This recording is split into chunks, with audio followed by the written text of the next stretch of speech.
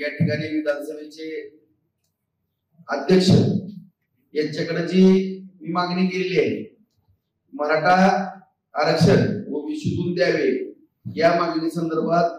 विधानसभेचे विशेष अधिवेशन तातडीनं बोलवण्याबाबत या बाबतीमध्ये तमाम माझ्या मराठा समाज बांधवांना मी सांगू इच्छितो की मी 12 तारखेपासून परवा दिवशी 12 तारीख आहे, 12 तारखेपासून छत्रपती शिवरायांच्या पुतळ्यासमोर या ठिकाणी ठिय्या आंदोलनाला बसणार आहे। एक हे आंदोलन बेमुदत असणार आहे आणि त्या ठिकाणी विधानसभेचे अध्यक्ष यांना मी ईमेल वरती पत्र कालच पाठवलेलं आहे। सगळ्या पक्षालाही ईमेल वरती पत्र पाठवलेले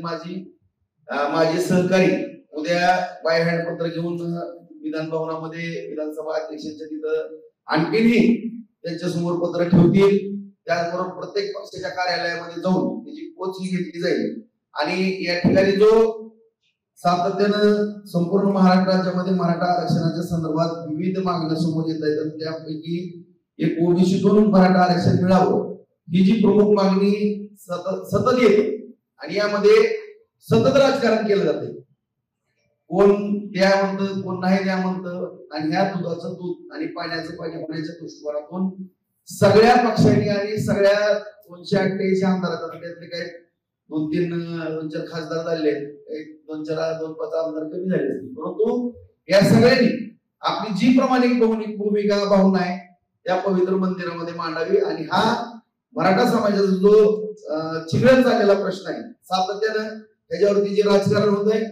त्या राजकारण थांबवून या ठिकाणी जो निर्णय द्यायचा आहे तो त्या विधानसभेच्या पवित्र मंदिरामध्ये द्यावा। याकरता मी पुन्हा एकदा सांगू इच्छितो की राहुल नार्वेकर यांच्याकडे जी मागणी केली आहे त्यांनीही याची दखल घेऊन तातडीनं या ठिकाणी विधानसभेचं अधिवेशन विशेष अधिवेशन त्या ठिकाणी बोलवावं आणि मी परवा दिवशी 12 तारखेपासून सकाळी 10 ते 6 रोज हा प्रश्न जे आम्ही हातामध्ये घेतलेला आहे त्याकरता बेमुदत या ठिकाणी आम्ही धरणे आंदोलनाला त्या ठिकाणी बसतो।